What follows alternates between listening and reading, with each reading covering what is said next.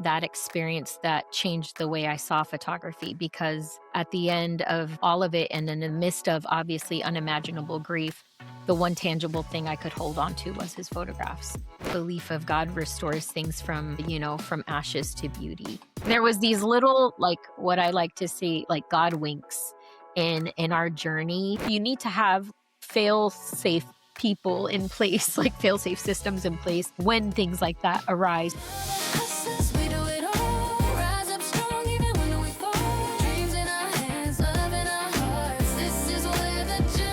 Welcome to Baby Bump and Business, the podcast for creative moms growing a baby and a brand at the same time. I'm your host, B. Troford Wilson, photographer, educator, and first-time mom, sharing the real unfiltered journey of pregnancy, entrepreneurship, and everything in between.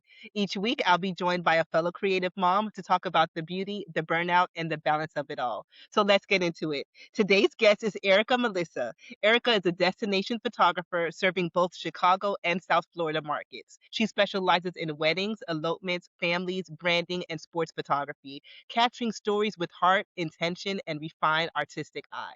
She's guided by faith, family, and genuine connection, and her work is centered on creating imagery that feels meaningful, timeless, and true to people and their stories. Welcome, Melissa. Welcome, Erica, to the podcast. Thank you. Thank you for having me. I'm honored. I'm so excited. So when we met, I can't even remember how long ago it was, but I remember we were working EYBL. We were shooting Yes. basketball tournaments with little boys running up and down all day, Yes. which was a time. And we had the awesome opportunity to be roommates. So we were able to connect on I think I was just gotten married around the time that we met. So we were talking a little bit Yeah. about family and family, being married, and even just talking about motherhood and what that could potentially look like for the future. So now that I'm here, I'm Right. happy to have this conversation with you. I love it. Yeah. That was Which, definitely a which, time. what a time to be alive! Oh man, it's crazy how everything seems to be going so fast and so slow at the same time. But Yeah. we'll get all into that. So I know a little bit about your background, but before you got into photography, you worked at a law firm. Can you tell us a little bit about that? Yes. After I graduated from the University of Central Florida and actually ran track. So that's kind of where my sports piece really came in. I've always loved sports. And that's actually how I met my husband. He played football for UCF. Anyway, after I graduated, I ended up coming down to Miami. That's what brought me down to Miami. And yeah, I managed a law firm for how many years? About 8 years. Um, yeah, because I opened my company in 2011. Basically, I just managed attorneys. I started off as paralegal work and as an administrator, initially doing office duties. And then eventually I just continued getting trained until I was able to manage the office. And then I simultaneously was going to school and I ended up getting my master's in industrial organizational psychology. So I ultimately thought I was going to end up I started a legal path for a minute, but I really recognized I have a lot of empathy. I found myself struggling a lot with being very empathetic with people and feeling their emotions as they came in, because we did a lot of hard work with immigration clients and so yeah, and family clients as well. So I was like, I think I found myself loving protecting the attorneys and their interest in the firm, as opposed to being on the other side having to do that face to face work, which I would like sometimes have to excuse myself because I would start to cry with their stories. So I was like, I don't know if I can do this. At that time, I was very young and I didn't know how to emotionally even set some boundaries and within that. But it definitely opened my eyes to a lot, and it helped me establish and help me build what it looked like to build a business on my own. So that actually really set a solid, very solid foundation for me and being able to run my own business eventually. That's beautiful. And I think that's one thing whenever we're talking about like artists or going into a creative entrepreneurship journey, you always need some type of background in terms of starting your business or how to run a business. Because when you dive in Yes. first as just a creative, it's easy to be the creative. The hard part is running the business Yeah. and treating it like a business and managing it like a business Yeah. and dealing with clients and all of those things. So in that journey of working at the law firm, when did you and your husband decide? When did you guys get married and decide to start your family? So we got married in, we actually just celebrated 22 years on March 6th. So, yes, thank you. 22 years. Oh, yeah. So, I would say, so it was 2004, and 2 years later is when we had our first son, which was 2006. Yes, 2006. It was one of those moments like we weren't planning it, but we had already decided like whenever God said it was going to be, it would be so. It was kind of like that. Beautiful. So we weren't necessarily not trying. It wasn't an accident or anything, but we knew we weren't like purposely trying, but we're like, you know what, we're going to be okay with it if it was. So we kind of just let things take its course naturally, and it did end up happening fairly quickly. Yeah, definitely quicker, but we were elated, of course. So when it did Beautiful. happen, but yeah, Now I know this is about to get a little bit heavy, and when I please, read it, I was like, "Oh man." I know, Do you mind talking a little bit about that first journey not with at your all. first son? Of course, not at all. So essentially, when my first son was born, it was 2006, as I mentioned. And obviously, like, any parent, you're super excited. I'm capturing every moment. And this is truly where my love for photography like started to grow. I was like, I wanted to capture every moment, every breath. And then it was about at 2.5 years old that we lost him. He started to get sick, and to make a very long story short, it was actually, if I'm being super transparent, which I want to be because I think it's important for this conversation, I actually had miscarried. Uh, Probably 6 months before he passed, I had actually miscarried. We had gotten pregnant with our second, and that came as just a huge shock. If you got so pregnant so easy the first time, and then the next time you're like, oh, you're not even thinking about that, and we were going through a lot of heavy things just in our lives at that moment. So that adding to it, the miscarriage happening, I just didn't even know it was my first time experiencing loss in that way. And then within 6 months, then we actually lost our son, and he had just started getting sick, like ear infections. And so, like I said, to make a long story short, it was the doctors really didn't know what it was, or they just kept he was going to specialists, they were treating him, and then it kind of got better, but then he got sick again. It's like he never really got rid of it. And so yeah, eventually there was just one day I woke up, and I took him. I just knew something was wrong. I just felt it. And I went to I showed up at the pediatrician's office, and he's like, Erica, I want you to go straight to emergency room. They're going to be expecting you. He's like, don't stop to get anybody. You need to go straight there. And I was like, okay. And I did. And yeah, and that was probably that day was the last day I saw him with his eyes open. They immediately were trying to figure out what was going on with him. They thought leukemia, they thought, a bunch of things, but they ended up being there for 7 days. And on the seventh day, he passed.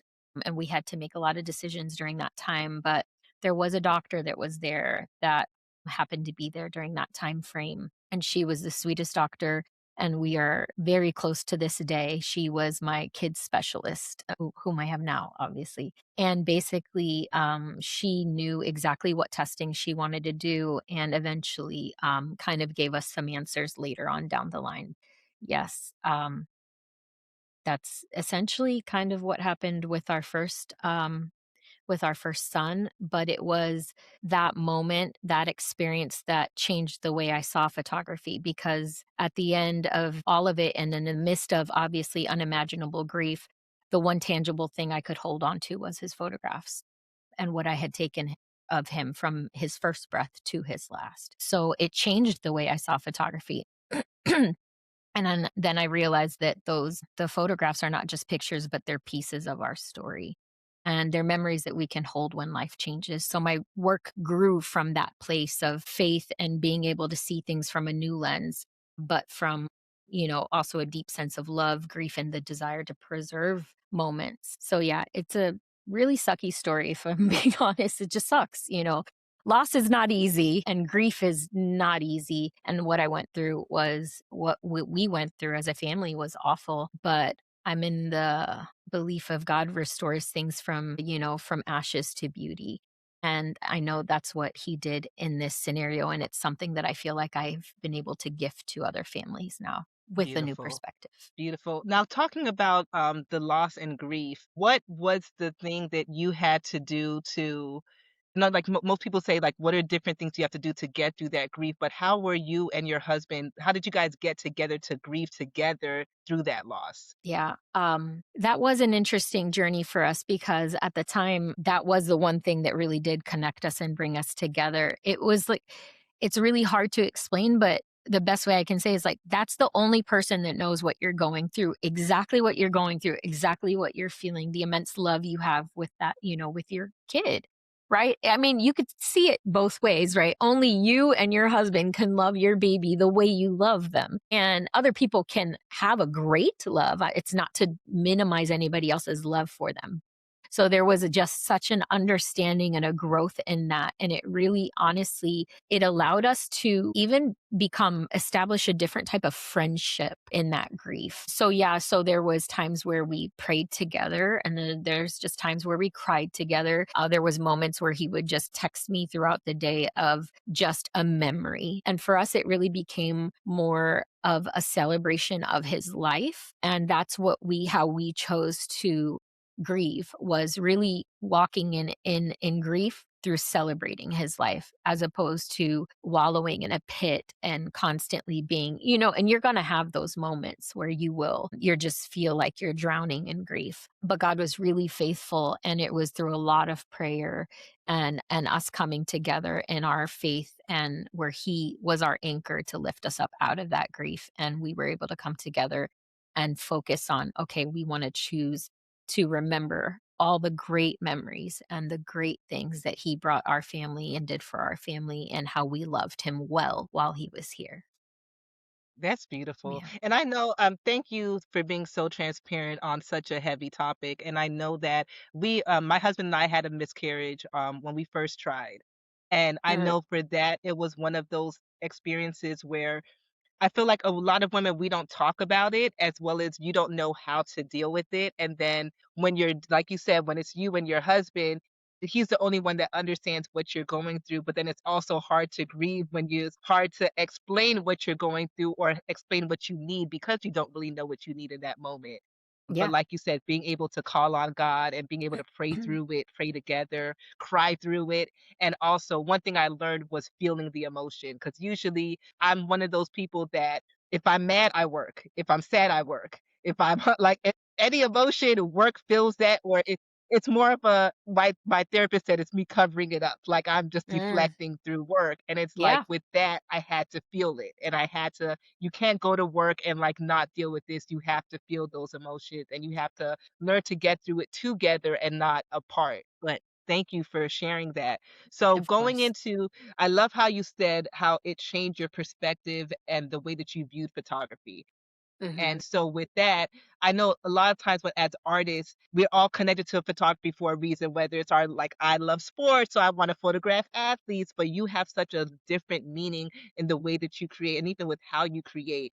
And so what was the thing that made you move into, okay, you know what? Going through this experience, I want to be able to create art that people can celebrate and remember. And what made you take that leap into wanting to do this as an actual career? Well, it was honestly a push from my husband because I had photographed so many moments of my son's life. People had started to ask me, "Would you photograph my kid? Would you photograph my baby?" So that's kind of how it started. And then eventually my husband's like, your camera equipment is kind of expensive. I feel like you might need to start charging for this. And so, yeah, it was him and my best friend were like, dude, why don't you just open up your own studio? And I was like, I guess I could. And they've really pushed me past that, like that. I don't want to say it was fear because I don't know that I had a fear per se, but I guess I had such an expectation of what I thought I was supposed to be doing in life. I spent a lot of money on school, a lot of time on school. for me to be like, "Oh, I'm just gonna lay all this down and pursue something that I never really technically needed to go to school for," because I had just, had a natural eye. I've always had just a natural eye to see things from a different perspective and capture them that way. But yeah, so it was really like a push from him that pushed me into it, but it was that love. Ultimately, it was really just that love.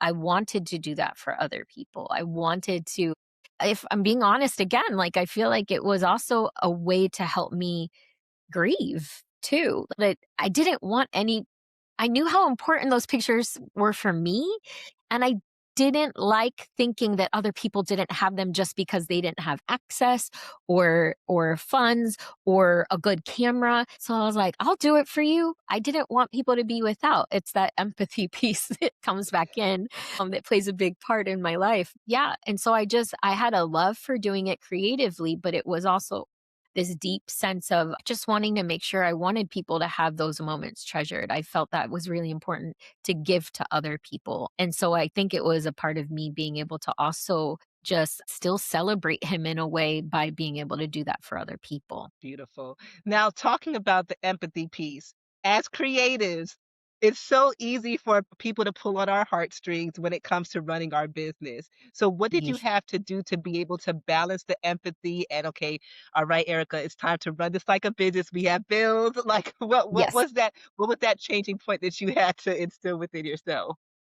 Well, I gotta pay my bills, but, no, but truthfully, I actually had to pull back and stop thinking of myself as I pulled back and stopped thinking of myself as the main person on the line, and what I mean by that is, it was very easy for me to go into the law firm and protect everybody else's interests. But then when it came to myself, for whatever reason, I would give them so much lead line. But with the firm, I was quick to pull that lead because I was like, no, I was always a defender, right? I was like, no, this is just, I am a very fair and just person.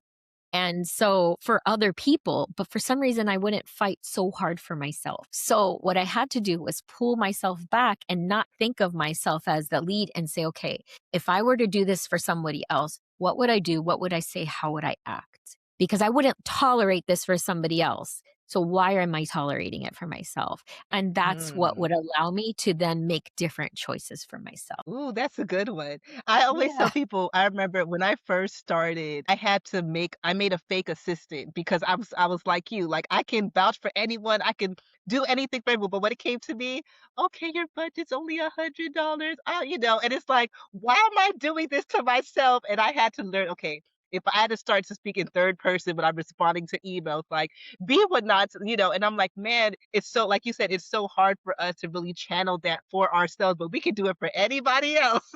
Yes. That's facts. Yeah. It's hard, but you get there. You eventually get there, especially when the mortgage is due. Once the bills start piling up, you're like, okay, I'm being too nice now. Yeah, that's right. So, so once you started that your photography business, when did you and your husband decide to start trying again to start your family, to grow your family? Yeah, I would say so. Okay, if I go back on my timeline, I feel like it's been so long. We've lived a lot of life. So it was two. So the baby passed in 2008, and my son was born in November of 2010. I believe so. Yeah. So obviously, I know it was a couple years later. I would say, yeah, it was probably it was definitely about a year and a half after everything kind of felt like everything settled, or about 2 years after everything kind of settled, because it was late. He was born late in 2010. We decided again we would allow whatever happened to happen. And because of what ended up happening with our son, we went through a season where we were, still just allowing ourselves to grieve. So I think finally when we opened ourselves up, and I remember we celebrated our anniversary and we went back and did the dates. It was like the way the dates lined up was we ended up, I don't know if this is too much. We ended up like conceiving on our anniversary. And the way it's hard to explain, but it's important because I feel like the way that God lined up the dates, it was like almost like a restoration. And that's why I Mm. feel like that date was important to mention. because it felt like there was a God restored and healed something in our marriage as well when we conceived our second son, which technically was like our third pregnancy. And then he was born on Thanksgiving Day, or not, he wasn't born on Thanksgiving Day, sorry. He was due technically on Thanksgiving Day. He decided to show up sooner. So it was like there was these little, like what I like to see, like God winks in our journey, especially when it came to the dates of God just showing up and saying, I'm here. I'm here to heal. I'm here to restore. I've walked with you through this journey, and I will never abandon you or forsake you, in those moments. And so it was those moments of strength that we would cling together and continue on and make our decisions, at that point. So it was like almost like that. We just knew that it was time, and it was. It's like, so when we back and look at the dates, we're like, oh wow, that happened. It wasn't expected again, but we just allowed and trusted, and it did. Perfect You time. gotta love a God wink. I always say when God winks, oh man, it's one of those thank you. You just have to be grateful. Yes. God, I see what you're doing. I see what you're Yes. doing. Yes, Beautiful. absolutely. So going into this new season, where were you in your photography journey when you had him? When I had Elijah, technically, I hadn't started it yet. I didn't officially, so that's when I was still doing stuff for for, like, different families. And so I was photographing other families, photographing him, and yeah, it just kind of kept, like, spiraling. The more I would post pictures of him, like, "Oh, can you do my baby?" Or do my family picture, or do my engagement, etcetera. So that's where, 2010 is actually when it ramped up after I had him, because it was like people started seeing life. I think they started seeing that life again too. Excuse me. So it was truly after him, about a year later, that I opened my photography business. Yeah. So you have a 1 year old and you're starting your photography business Yes. Yes, officially. transitioning from, mind you, I was working my okay, so at the time, they said, "Oh, you can use a room," and they were super supportive, and they're like, "Oh, you can use a room to do your studio in here, whenever we're not using it." And I was like, "Thank you."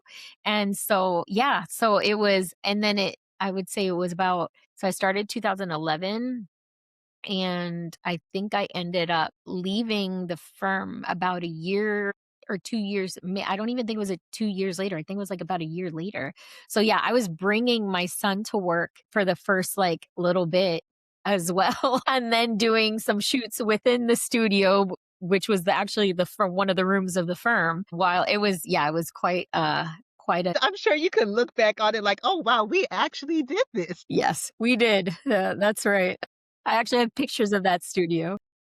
So, how would you say balancing that, right? Balancing bringing him and still, while you're still trying to get this business up and running, you have a 1 year old, and we all know what comes with a 1 year old to Yeah. 2 year old transition. Yes. How were you able to balance that, or what were things that you had to start to implement within yourself to be able to trust and build this process? A lot of flexibility, a lot of lowering of expectations, but, truthfully, I would say, so because I had to work a full-time job and he was with me, and that was a blessing in itself that I was able to have my son and still continue working. I obviously had a maternity leave, but all the attorneys would come to my office for, like, baby break, and that was like, they're like, so in a way, I think it was, honestly, it was that support, having massive support team, like, not just my family, but other people's, like, saying, like, "This is a blessing, and the fact that you get to bring him is a blessing."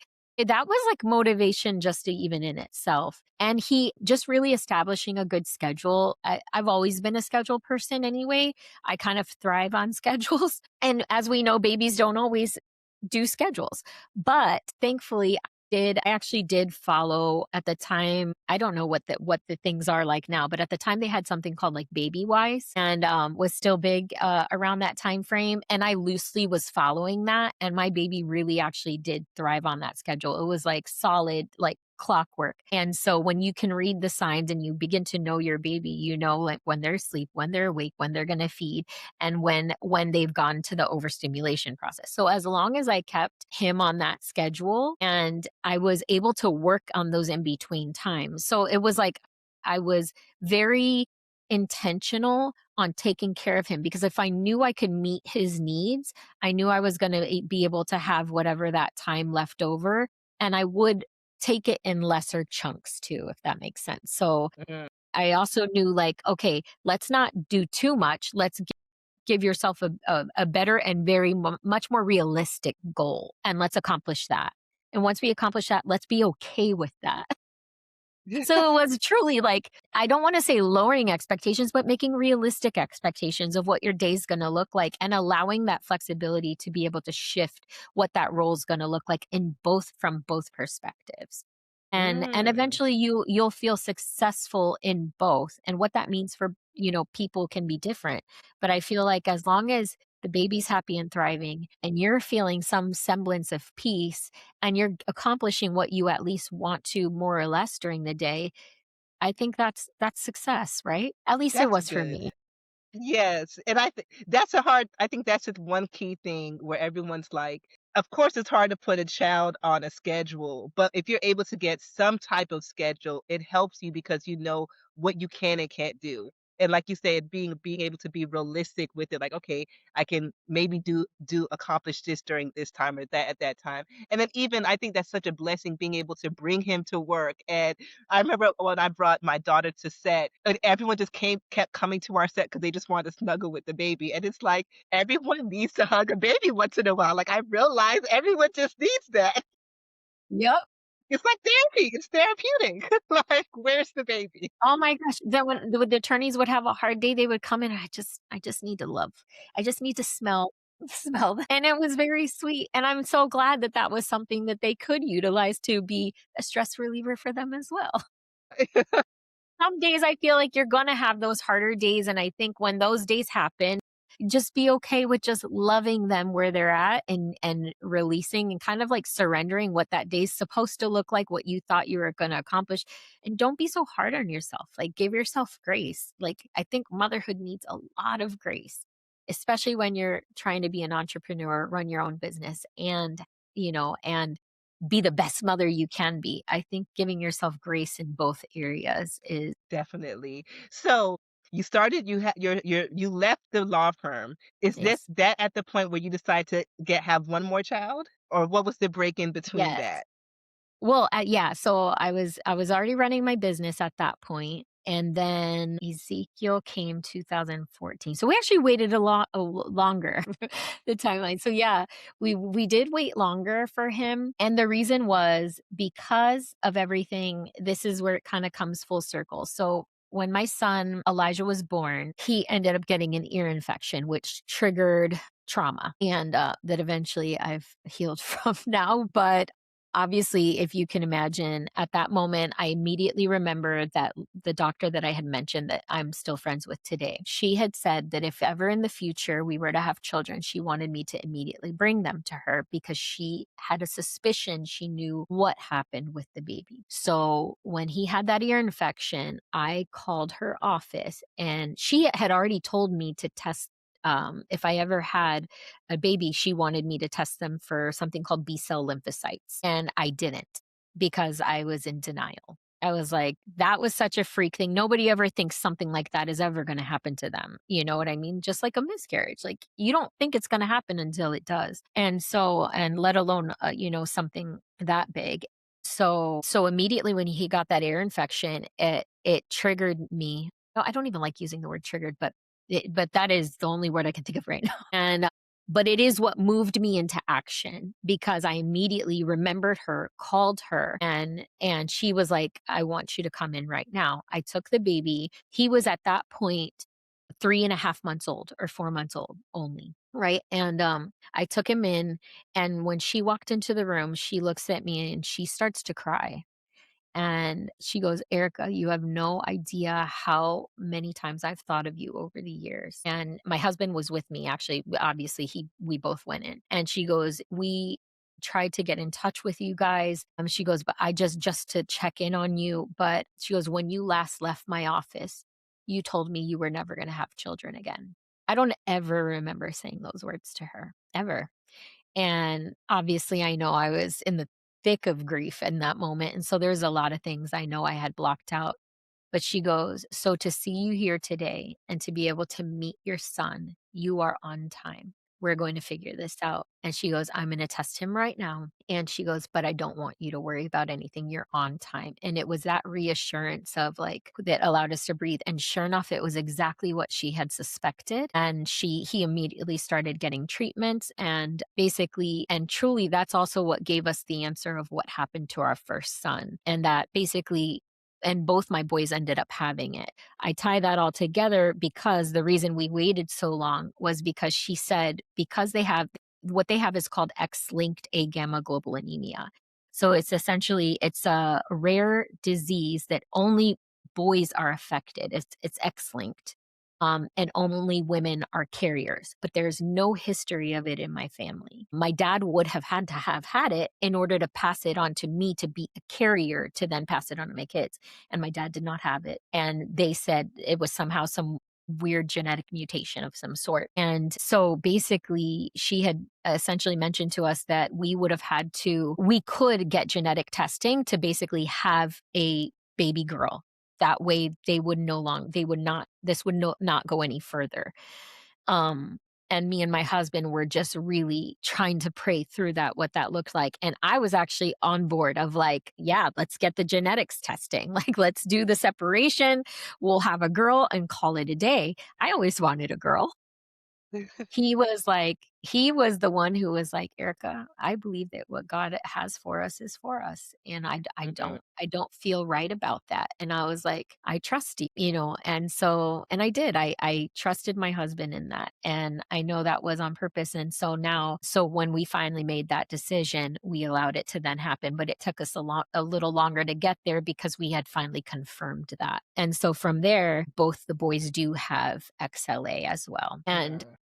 I guess the silver lining is they don't they their lives are they get treated every 4 weeks. Their lives have not changed in the sense of they can do anything that any other kid can do. They just sometimes if they get sick for a little longer, they hold on to it longer. There's other things that have, manifested as a result that we deal with when we deal with, but it's all they know and they are so strong and so resilient and teach me so much every day that I'm just like I don't know. I'm just so grateful for them and to be able to be a mom to them and to boys that are just so incredibly wise and strong. But yeah, that's essentially why we took a little longer to make that decision, but they also have each other. That's what I was going to say. They have each other and they get to go through a lot of these things together, and I'm grateful that I didn't choose to have a girl and separate that piece because I'm glad that they can walk this journey together. It's almost that same thing in grief of like, only you know what I'm going through. I know that as they continue to get older, I'm going to cry. That's they're going to have that together. That's So, beautiful. yeah. Erica, you make me wanna have another child now. I keep saying that I wanna be one and done, but the more that I speak with women and the more that I realize that my daughter should have someone else to go through life with, Yeah. God, if you see fit, my mind and my heart aren't agreeing, but Yeah. but Yeah. they can go through something together. That's beautiful. Yeah. Now talking about that with working and being an entrepreneur, how has it been having to balance that with both of your kids? It's been tough, especially the last couple years. I'm sorry. No, you are fine. This is a safe space. Yes, but I have to be able to talk, my word. So yeah, it's been a tough few years because it initially like especially with both the boys having it, there's some things that kind of manifest like it's an immune disease. So there's a primary immune disease, there's other autoimmune conditions that can start to come into play. So naturally, we have a nurse that comes to the house every 4 weeks that gives them their injections. They get an IVIG. And that's kind of what sets their system to regulate. But a few years ago, they ended up getting diagnosed with Crohn's, both like kind of following the same timeline. Elijah got really sick at 9. And of course, that puts anytime your children get sick, it puts this massive pause in your business because you need to deal with it. You want to make sure you run your business to help your family, to feed your family, to support your family. So of course, they're going to always come first. And I'm super gracious that I have clients that have always been so kind and understanding. So it is tough. You need to have fail safe people in place, like fail safe systems in place when things like that arise. So I'm grateful that I have like a very close community of other photographers that have been able to step in for me when things like that have happened, or when I'm just struggling with having to take them to different specialist appointments to just make sure that they're taken care of, or when we just need time to emotionally decompress, like I clearly need now. But I think it's establishing having other associates that you can trust, especially as photographers. But I mean, in any business, having other people that you can lean and depend on that can do what you do, have the same care, client quality expectations, etc., that may be able to step in when you can't, or even if you have to refer them out. I think it's knowing when what that line looks like for you, where you need to say, okay, I need to step away, and take a minute. And the last couple of years, I had stepped away for a bit because of so much that had been going on with my kids. I've still been working a lot in the background, but nowhere near as much as I was before. And I know that was on purpose. But yeah, I think the biggest thing was making sure that you have other people that can come in and support. So for me, that looked like having other associates that if I couldn't travel, because I do a lot of destination work. So if I couldn't travel back to somewhere for any reason, I had an associate in whether it's in LA or in Miami or now in Texas. I've been working in Texas, then I have somebody that can step in and do what I do and give the same quality level of care and that I would want for my clients. So I hope that answered your question. No, it did. Now, how did you go about that, right? Because I know a lot of not just business, not just photographers, but business owners, period. We have this trust issue where it's like no one can do it like me. But then when you get to the point where you realize that you're the only one running your business, it doesn't make it that successful. How do you what were the things that you had to do to be able to challenge, like, you know what, I can find associate people and I can trust these people to do the level of excellence that I can do if I provide X, Y, and Z. How would you help another creative or business person get to that similar mindset? So yeah, I think if you want to be able to expand, eventually you're going to have to start letting go of some of that lead wire again, right? And so for me, what that looked like was I had other associates that worked alongside me that I was able to see their raw work, and obviously training with me or coming with me on events, weddings, whatever it was, I was able to kind of show them what I needed, what I didn't need, what I would do. And it's not to take creativity, and because I still wanted them to have free creative expression, but having a solid foundation of what I felt was important. Ultimately, a creative is going to be create beautiful work. And if I think you, even if it doesn't look identical to yours, if it has beautiful foundation of that work, to me, what I notice that separates clients from booking, right? You can have amazing work, B, and I have amazing work, but if they resonate with you, they're going to go with you.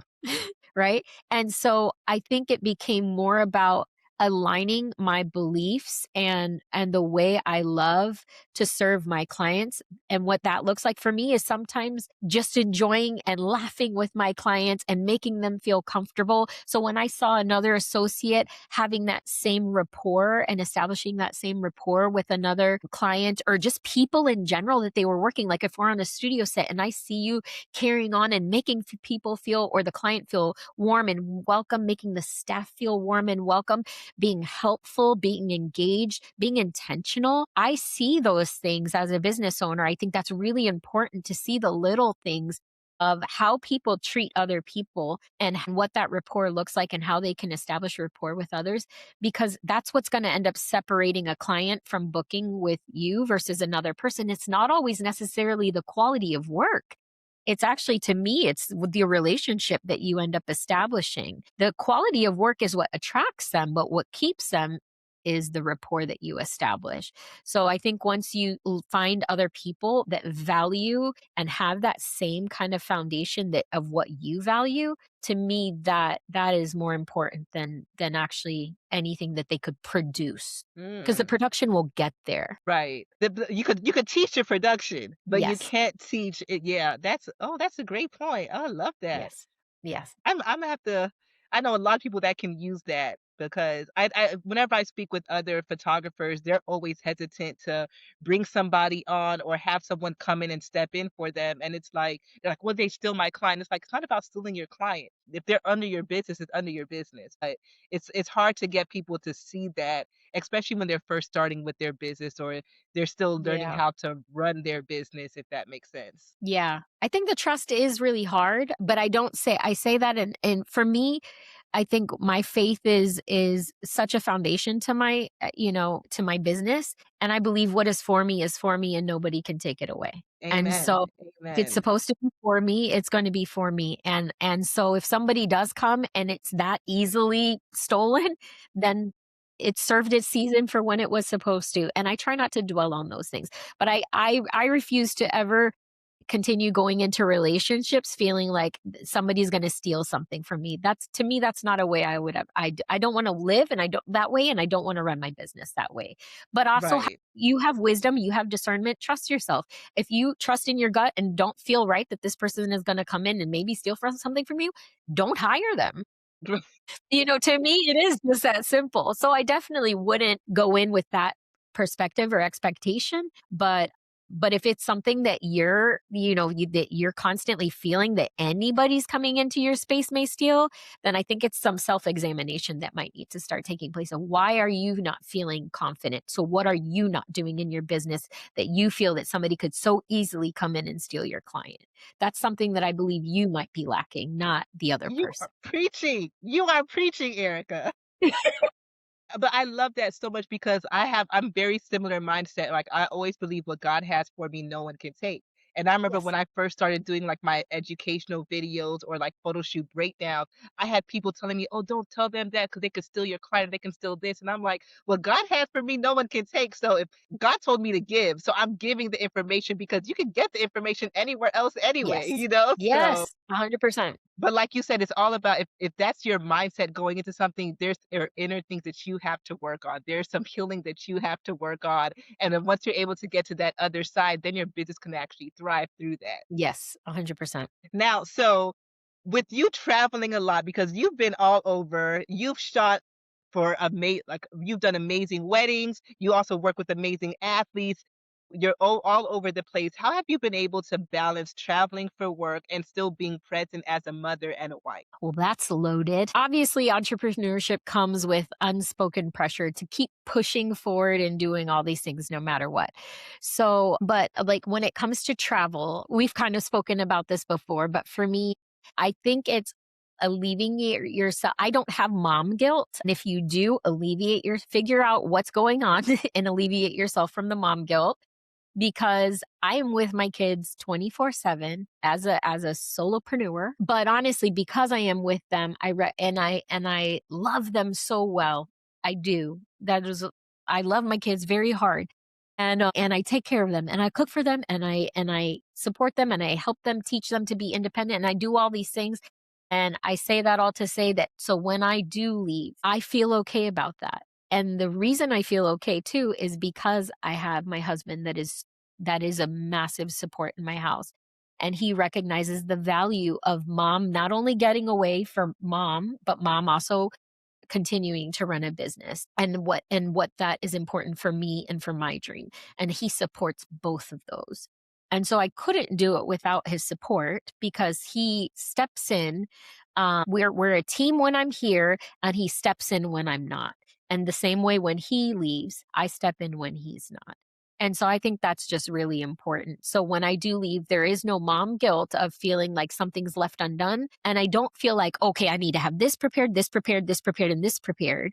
because I don't have a partner that is supportive at home saying, and I know that's not everybody else's gift. So I don't want to, but I'm saying that's for me. That's how I'm able to do it because I do have somebody that I don't have to tack on create a honey to do list while I'm gone because I know and trust that he's going to handle them and take care of them. Even if I do have a list of things for him to do and it doesn't get done, I'm okay with that. If they are alive, if they are fed, if they're, then we're all good. And I still can take care of business and come home and know that my family is good. My family's been fed. They've slept. They've made it to school. They've done whatever they needed to do while I've been gone. So yeah, I couldn't do it without his support truly. But also I think letting go of any guilt or expectation of things that need to look perfect before I walk out that door. Yeah, I let that go a long time ago, thank God. Sometimes it So takes a while how to get there.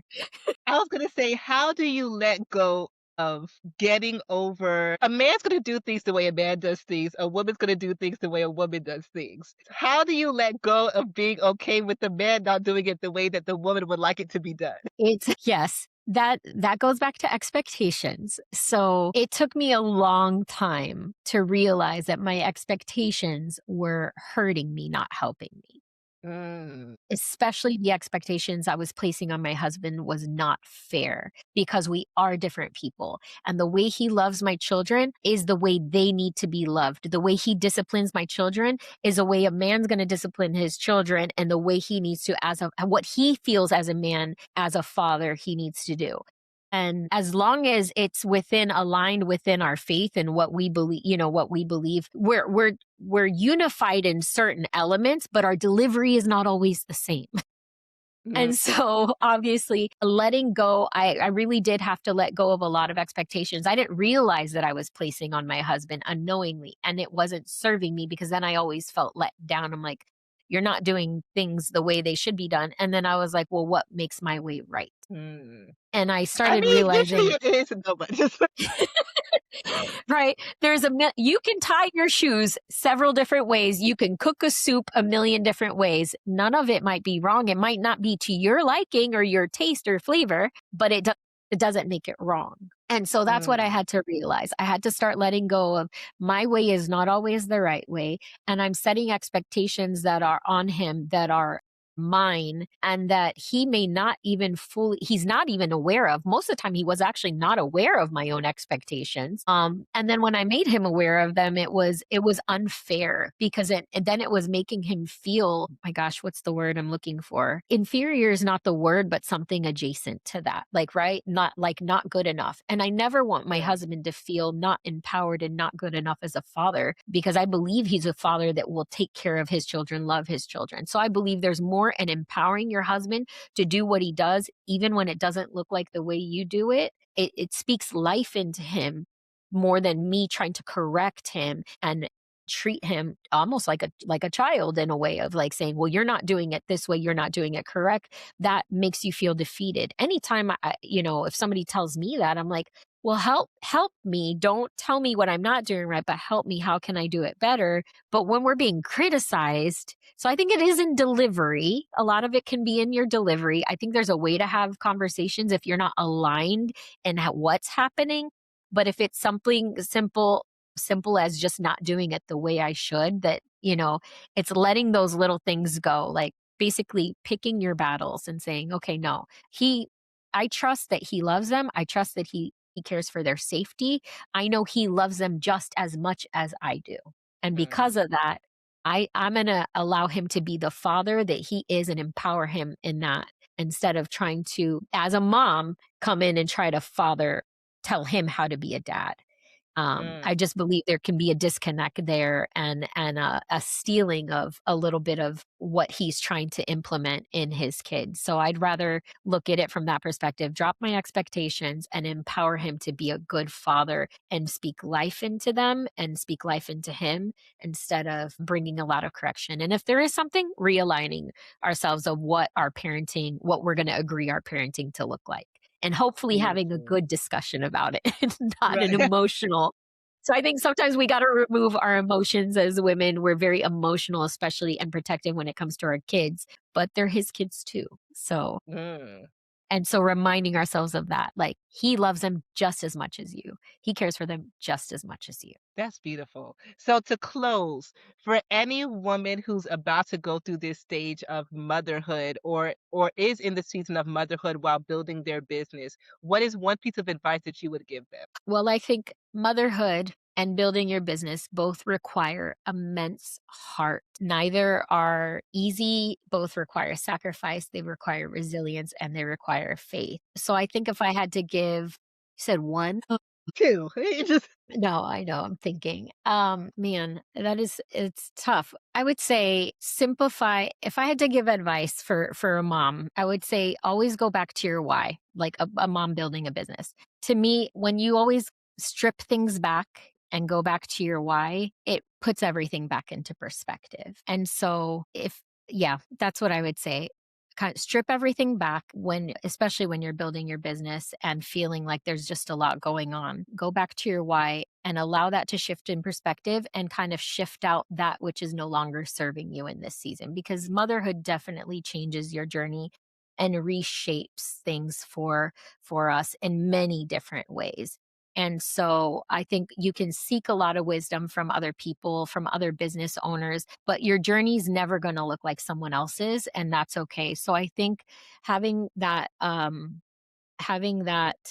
uh time to be able to just reflect and say, okay, this is why I started my business and this is what I want it to look like, and going back to that, almost like that foundation, I think allows you to then say step back and realign what is your season now, and what your business can look like now, and what do you want it to look like now. And but the why always kind of tends to remain the same. It's like that foundational factor, so you're able to easily say, okay, this is no longer serving me. This is no longer serving me, but this is what I still want to remain. So with this, I'll build.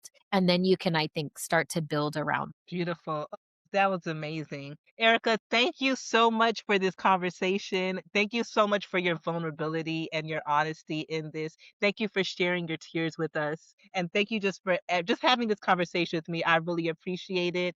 And I know that it's going to help so many amazing women on this journey. It's helped me. And again, thank you so much for your time. It was my pleasure, and it was an honor to be here. Thank you for having me. I wish Thank you you. all And well on your journey. thank you. Thank you. And hopefully I get to Chicago soon so I can give you a big hug. Absolutely. I will take it. All right. Thank you. Have a great one, Erica. You too. Bye. Thanks so much for tuning in to this episode of Baby Bump and Business. I hope today's conversation reminded you that you're not alone in this journey and that there's so much power in building something beautiful while becoming someone new. If you've enjoyed this episode, please take a moment to rate, review, or share it with another mama or creative who needs the encouragement. Your support helps this community grow and lets more stories like ours be heard. To stay connected and get updates on new episodes and real talk from creative moms like you, please be sure to follow us on Instagram at Baby Bump and Business. Until next time, keep creating, keep growing, and give yourself all the grace that you deserve.